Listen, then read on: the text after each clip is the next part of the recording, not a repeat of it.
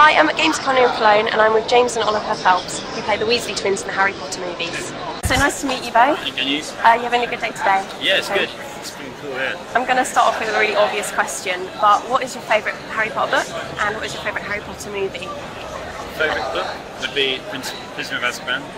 Favourite movie would be Goblet of Fire, simply because I had such a great time on that. Not that we haven't all been good, but that particular was an awesome shoot. Any reason or? I think it's just, I don't know really, I think it's because it was really just the vibe. I think there's a lot more characters came into it, like Casey Young, Ron Patterson, Stan, everyone, like the cast grew in our age group as well, so it's like every weekend was a good party. So what was your favourite scene to shoot in that then? Is there a particular scene? The Yule Ball. The Yule Ball, that did look amazing. That was pretty cool. Did you, assuming you've read all the books, yes. When you read the books, was there anything you imagined that came out completely differently in the film that you would have done differently? I don't think so, to be honest, because they seem to, when they're devising things for the film, the designers have read the book cover to cover many more times than I even think they do.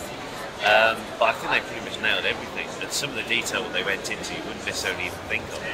So I think everything was how I perceived it to be anyway. Yes. Now obviously we're at Gamescom. Have you seen anything that you've really liked? Are you both gamers yourself? And yeah. What's the best thing you've seen today? All that kind of shoot-'em-up action games which are going on. Crisis 2 as well, they showed us a load of their demo really of the online play. And that's, you get competitive when you play. Yeah, very. Yeah. We did play a game on FIFA 11 and I got the first victory of the season, so I'll remind you of that many times. Have you played the Harry Potter game yet? Yeah, on Tuesday actually went to the press conference and kind of presented to the world the Connect technology, which was something different because you actually cast spells and... It's like having a real wand. Yeah, exactly. Yeah. It's something it's really hard to explain that you play a game but you don't have a, you're not using a controller at all to play it. It's really unique. And what part in the making did you have in the game? I mean...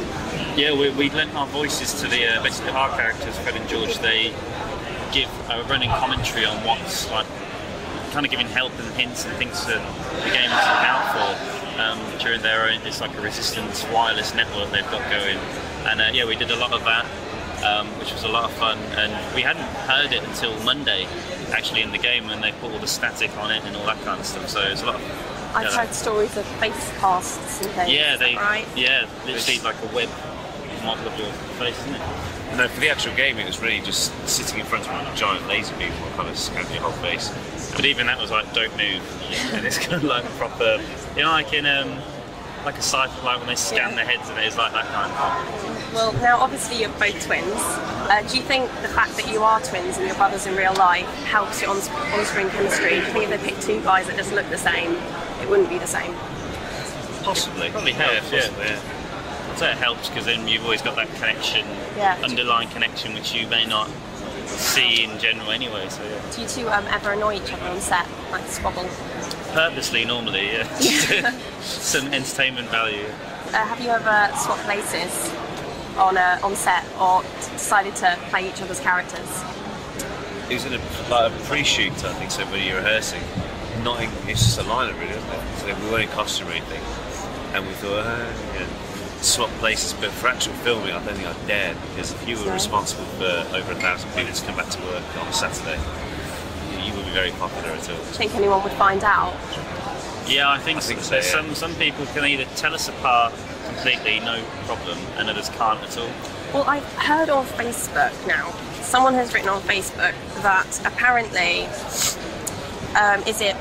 James has a scar over one eyebrow and Oliver has a mole on his neck. Sorry to sound creepy. Is that true? Yeah. Scar there. How do people find out things like this? It's like we say it once in an interview and then they all kind of... Wow. I didn't believe that when I read it, but that's amazing. How did they decide which one was Fred and which one was George? I think it went down to a discussion, literally a quick chat between the casting director, the producer and the director on the day of the read-through. So we didn't know who it was, and then they just came over and said, James, you're Fred, Oliver, you're George. And we're not sure whether it was like a big discussion or whether, Do you ever find it frustrating that you always notice as a double act? Do you ever get annoyed that you want to get kind of recognised for your individual acting talent, Yeah, I mean that's always one thing to do, but I suppose you've got to kind of wait for it, don't you? We understand that that's the situation. That's probably the way we are with some people, you know, like musicians say who are in a band, you kind of relate to being in that band, not for individual talent.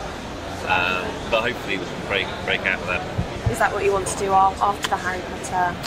As well, yeah, a bit of both. Like, we're not going to rule out the fact we'll ever work with each other again, but we'd like to go and do our own thing.